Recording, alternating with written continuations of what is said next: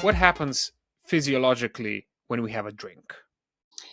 So when we actually pick up a drink and we have our first drink of the evening, most of the alcohol is absorbed actually through our stomach and small intestine. So that's why sometimes we get stomach irritation, and we don't feel well either on the evening or the next day from drinking. But predominantly, as a psychologist, my interest is in what happens to the brain. And it takes a while for alcohol to travel to different parts of our body once it's absorbed through the stomach and small intestine. But one of the places it will feel it first is our brain. And the part of the brain that also feels alcohol the first is the prefrontal cortex at the front here, which is responsible for all of our decision making, our reaction times. So this kind of really feeds in nicely to why we engage in behaviours that we wouldn't normally when we drink. So we say we're having one drink, but we end up staying for five, and that's because of our prefrontal cortex. But the more that we drink, more parts of the brain are affected. So that's why we start to see things like slurred speech, difficulty with moving. And ultimately, if you do drink, excessively in one session, we do see really dangerous things like breathing being compromised. This is because the more alcohol that we consume, different parts of the brain are affected. And then the next day, this is where things get really interesting because our brain tries to put right all of the neurochemical imbalances that happen when we're drinking.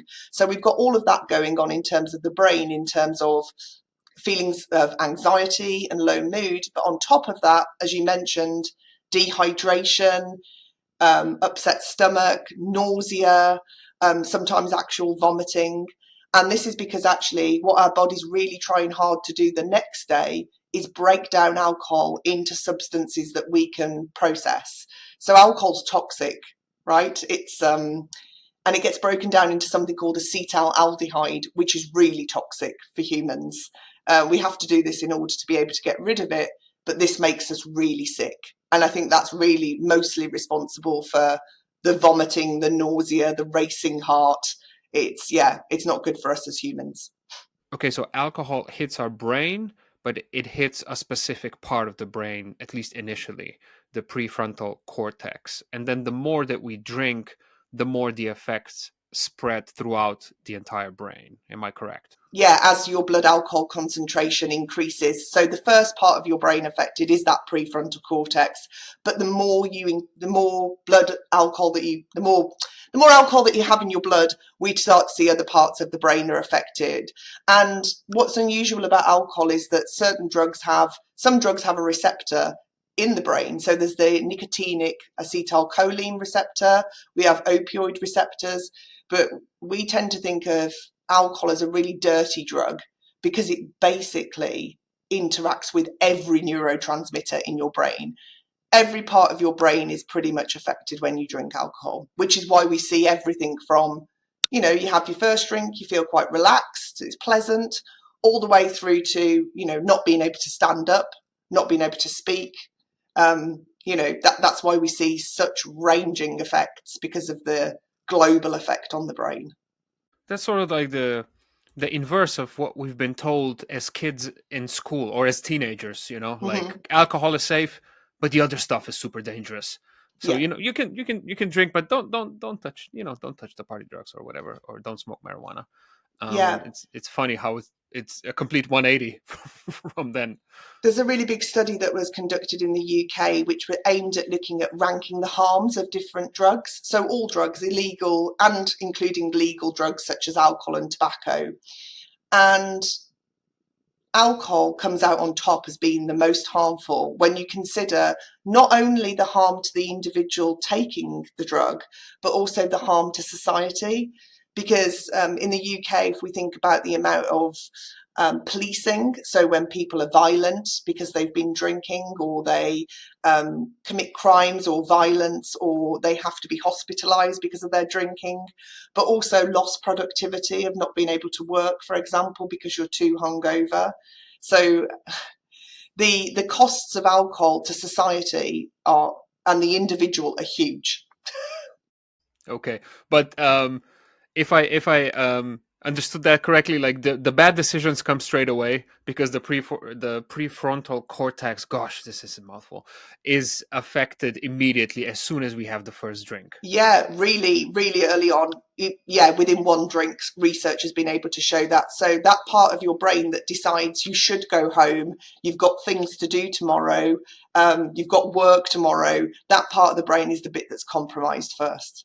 Okay, but then we throw a couple of extra tequila shots in there, and it goes from bad to worse, Yeah, because we right? start to see things like speech affected, and yeah, Yeah.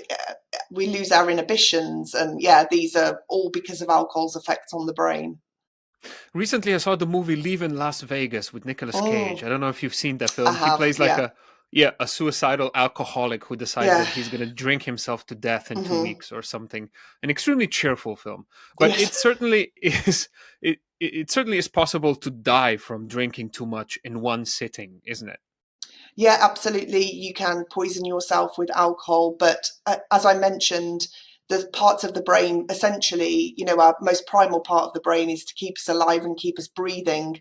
And quite often, what can happen if you drink way too much alcohol in one sitting is you essentially stop breathing. Yeah. Whew, okay, this is gonna send my hypochondria into overdrive, but maybe this is what I need. But is regular consumption of alcohol linked to an increase of any cancers, perhaps? So, yeah, the research now suggests that 7 types of cancer are not only associated with alcohol, but caused by alcohol. And I know that Jesus. that's not a well known thing, actually. So, quite often people say, okay, I know that there might be some risk, but actually, the research has now shown that alcohol causes these 7 types of cancer. What directly causes them?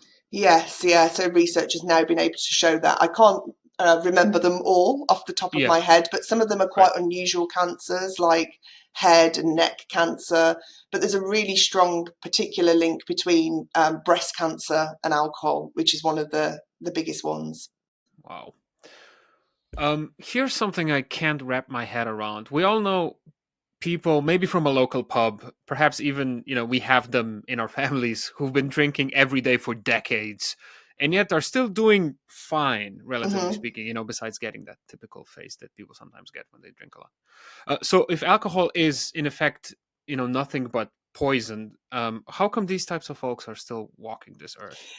I think there's always anomalies, and I'd say that those people are more likely to be the exception rather than the rule. And also, my background is in health psychology, and I think we also, see and hear what we want to believe. So everyone will recount that story of someone who's lived to 100 and smoked every day and drank every day. I would think that these people are more of an exception. And I think it's not just things like cancer, for example, or we know that alcohol's linked with things like heart disease as well. But I think increasingly we're becoming aware of, sort of long term conditions, particularly mental health, that alcohol is associated with.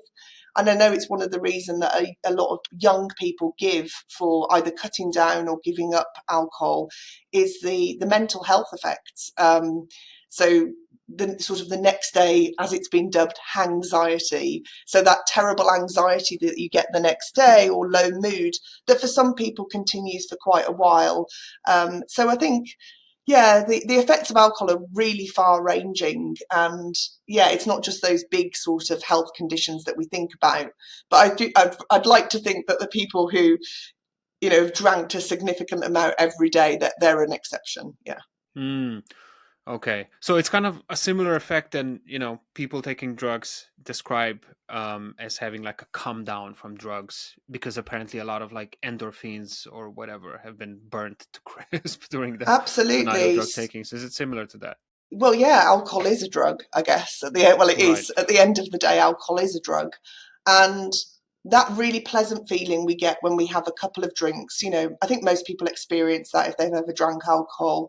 That really nice warm feeling, that buzz, that relaxation of those couple of drinks, that's because of neurotransmitters that are being released in the brain. And the next day your brain wants to desperately get things back to normal, back to business, so it tries to correct these elevated levels of, particularly we see a neurotransmitter called GABA, which is called the major inhibitory neurotransmitter. So that really does all of that, making us feel relaxed, making us feel much looser. But the next day, our brain wants to get the levels of this chemical back to normal. And sometimes it doesn't quite achieve that and it overshoots. So what we end up with is overactivity and then anxiety. And I think it's one of the most negative, consequences of alcohol use that people talk about is that next day of, what did I say? What did I do? That real shame, that guilt that people feel really awful about the next day. Sounds very familiar. Yeah, I wanted to ask, does alcohol have any positive effects on the body at all? I would say it has no health benefit, I guess, would be Oh, the way. that's harsh. Oh, it's I like a know punch the in the way. stomach.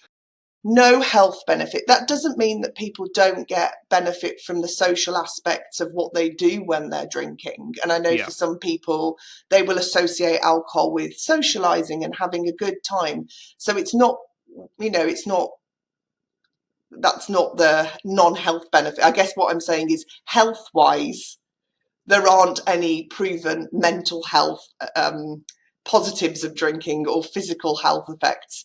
Quite often you'll hear people refer to this red wine being good for your heart, research that was done, but actually it's under very specific circumstances, like you had to be within a very short age range and the amount of red wine that was consumed was minuscule, and actually most of the benefit came from the red grapes, not the actual alcohol. So unfortunately there really isn't any support for the health benefits of alcohol directly. There might be this indirect social benefit. Thank you for listening. I really, really appreciate it. Again, this podcast has no sponsors, no production team, and no editors. It's just little old me, and as such, I'm at the mercy of you lovely folks watching and listening. So please do subscribe on YouTube, click that little bell thing or whatever, it helps. Follow on Spotify and Apple Podcasts if you can. Also, I don't want to sell you like an atrocious t-shirt that you don't really need. So if you can, and most of all, if you want, of course, please support me on Patreon. And here I have to express my eternal gratitude to my patrons on Patreon, aka the producers of this show. As always, without you, tovariši and tovarišice, this show simply would not exist at all. So a massive thank you to Goran Ivašić, Anže Sever, Ole, Marin Ferrara, Aljaž, Štrole, Aida, Mancian, Miha Medved, Medinho, Goran, Gordan, Lorenzo, Jurečuk, Mila, Carmen, Veronica, and Taichi. You guys are the best.